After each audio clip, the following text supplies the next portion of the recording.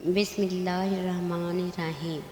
شیطان انسان کو جن راہوں سے گمراہی کی طرف لے جاتا ہے، ان میں جادو وہ ذریعہ اور عمل ہے جسے خالصتاً شیطانی عمل قرار دیا گیا۔ جادو کے لیے عربی زبان میں سحر کا لفظ کی اصطلاح استعمال کی جاتی ہے۔ قرآن و سنت میں سحر، جادو ایسے امر کو کہا جاتا ہے جس میں شیاطین کو خوش کر کے ان کی مدد حاصل کی گئی ہو۔ پھر شیاطین کو راضی کرنے کی مختلف صورتیں ہیں۔ کبھی ایسے منتر اختیار کیے جاتے ہیں جن میں کفر و شرک کے کلمات ہوں، شیاطین کی مدح سرائی کی گئی ہو جس سے شیطان خوش ہوتا ہے۔ کبھی ایسے اعمال اختیار کیے جاتے ہیں جو شیطان کو پسند ہے، مثلاً کسی کو ناحق قتل کر کے اس کا خون استعمال کرنا یا ناپاکی و نجاست کی حالت میں رہنا وغیرہ۔ امام فخر الدین رازی لکھتے ہیں، شریعت میں سحر، جادو ہر اس کام کے لیے مخصوص ہے جس کا سبب مخفی ہو، اسے اس کی اصل حقیقت سے ہٹ کر پیش کیا جائے اور دھوکہ دہی اس میں نمایاں ہو۔ غرض سحر جادوگر اور شیطان کے درمیان ہونے والے ایک معاہدے کا نام ہے جس کی بنا پر جادوگر کچھ حرام اور شرکیہ امور کا ارتکاب کرتا ہے اور شیطان اس کے بدلے جادوگر کی مدد کرتا ہے اور اس کے مطالبات پورے کرتا ہے۔ رسول صلی اللہ علیہ وآلہ وسلم پر یہودیوں کا سحر کرنا اور اس کی وجہ سے آپ صلی اللہ علیہ وآلہ وسلم پر بعض اثرات کا ظاہر ہونا اور بذریعہ وحی اس جادو کا پتہ لگنا اور اس کا ازالہ کرنا حدیث صحافہ سے ثابت ہے۔ صحیح بخاری میں بھی ایک حدیث ہے جو دوسری حدیث کی کتابوں میں بھی درج ہے کہ ایک موقع پر نبی کریم صلی اللہ علیہ وآلہ وسلم پر بھی جادو کے اثر رہے۔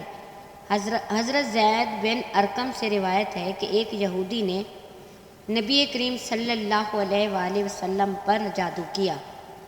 جب آپ صلی اللہ علیہ وآلہ وسلم اس اثرات کو اپنے پر محسوس کیا تو جبرائیل علیہ السلام تشریف لائے اور سورۃ فلق اور سورۃ ناس، جن کو معوذتین کہتے ہیں، وحی کی گئی۔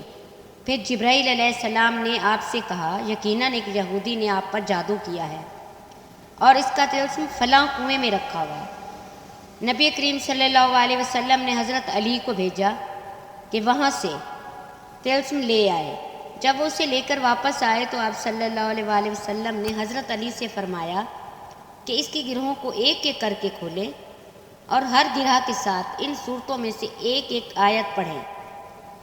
جب انہوں نے ایسا کیا تو آپ صلی اللہ علیہ وآلہ وسلم یوں اٹھ کھڑے ہوئے گویا وہ پہلے بندھے ہوئے تھے۔ صحیح بخاری۔ سرکار دو عالم صلی اللہ علیہ وآلہ وسلم نے ایک حدیث میں فرمایا، یقیناً کچھ بیان جادو ہوتے ہیں، ایک جادو بیان مقرر لوگوں کو غلط کو صحیح اور صحیح کو غلط سمجھنے پر قائل کر سکتا ہے۔ اسی لیے نبی کریم صلی اللہ علیہ وسلم نے اس کے کچھ پہلوؤں کو جادو سے تعبیر کیا۔ روزہ رکھنے کے لیے طلوع آفتاب سے پہلے جو کھانا کھایا جاتا ہے اسے سحور، جس کا مادہ سحر ہے، کہتے ہیں۔ وہ اسی لیے کہ اس کھانے کا وقت رات کے آخری حصے یعنی اندھیرے میں ہوتا ہے۔ آپ صلی اللہ علیہ وآلہ وسلم نے فرمایا، جو شخص نجومی کے پاس جا کر اس سے کوئی بات پوچھے تو 40 دن تک اس کی نماز قبول نہیں ہوگی۔ صحیح مسلم کی ہی ایک حدیث میں رسول اللہ نے فرمایا، شیطان اپنے ایجنٹوں کے بڑے بڑے کارناموں پر خوش نہیں ہوتا، لیکن اس بات پر بہت خوش ہوتا ہے کہ کوئی اس کا پیروکار میاں بیوی کے درمیان تفریق کروا دے۔ حضرت ابو ہریرہ سے روایت ہے کہ رسول صلی اللہ علیہ وآلہ وسلم نے فرمایا، جو کسی کاہن کے پاس آیا اور اس بات کی تصدیق کی تو اس نے اس چیز کا انکار کیا جو محمد پر نازل ہوئی۔ اسلام میں جادو سیکھنا اور جادو کرنا دونوں کو کفر قرار دیا گیا۔ اسی لیے جو کوئی بھی جادو کرتا ہو اس کے لیے شریعت میں بہت سخت سزا رکھی گئی ہے۔ اگر کوئی جادو پر عمل کرتا ہوا پکڑا جائے اور وہ توبہ نہ کرے اور جادو نہ چھوڑے تو اس کی سزا موت ہے۔ اس قانون کی بنیاد اللہ کے رسول صلی اللہ علیہ وآلہ وسلم کی یہ حدیث بھی ہے، جس کے راوی حضرت جنب ابن کعب ہیں۔ نبی کریم نے فرمایا، جادوگر کے لیے مقرر کردہ سزا یہ ہے کہ اسے تلوار سے قتل کر دیا جائے۔ اس قانون پر خلفائے راشدین نے سختی سے عمل کیا۔ جادو کا اثر تب واقع ہوتا ہے جب اللہ تعالیٰ کا حکم ہو، کیونکہ کائنات کی ہر چیز اللہ تعالیٰ کے حکم کی محتاج ہے۔ جادو حضور اکرم صلی اللہ علیہ وآلہ وسلم پر بھی کیا گیا، لیکن اللہ تعالیٰ نے آپ کو اس کے شر سے محفوظ رکھا اور امت کے لیے یہ آسانی فرمائی کہ آپ کے طفیل امت کو جادو کا علاج بتایا گیا۔ حضرت قتادہ نے بیان کیا کہ میں نے سعد بن مسبب سے کہا کہ ایک شخص پر اگر جادو ہو یا اس کی بیوی تک پہنچنے سے پہلے اسے باندھ دیا گیا ہو تو اس کا دفیہ کرنا اور جادو کے باطل کرنے کے لیے عمل کرنا درست ہے یا نہیں؟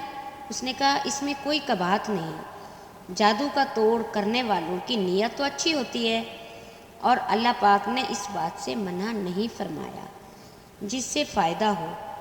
انسان جادو کی وجہ سے بڑے بڑے خطرات سے دوچار ہو سکتا ہے، اسی لیے کسی بھی دن موضوعات اور مسنون دعاؤں سے سستی اور کاہلی نہ برتی جائے، حتیٰ کہ بعض اوقات انسان کو جادو کے ذریعے قتل تک کر دیا جاتا ہے۔ کالے جادو کرنے والے ایسے بھی ہوتے ہیں جو جیتے جاگتے انسان کو موت کی نیند سلا دیتے ہیں۔ یہ بات یقینی ہے کہ موت کا ایک وقت مقرر ہے اور وہ اسی وقت مقررہ پر ہی آئے گی، لیکن جس طرح ظاہری طور پر انسان کا قتل ہو جانا سبب کا درجہ رکھتا ہے، اسی طرح جادو کے ذریعے بھی سبب کے درجے میں قتل کیا جا سکتا ہے۔ ازرائے شریعت کسی پر جادو کرنا یا کرانا کفر ہے، اور اس کا کرنے والا اور کرانے والا دونوں دائرہ اسلام سے خارج ہیں۔ اگر کسی مسلمان نے یہ عمل کیا یا کرایا تو اسے چاہیے کہ فوراً اپنے ایمان کی تجدید کرے، اور اگر وہ شادی شدہ ہے تو اپنے نکاح کی بھی تجدید کرے۔ مختصر کہ جادو خالصتاً ایک شیطانی عمل ہے جس سے بچنا، دور رہنا اور مکمل اجتناب کرنا ایمان اور شریعت دونوں کا بنیادی تقاضا ہے۔ آپ کو یہ معلومات کیسی لگی؟ ضرور بتائیے گا۔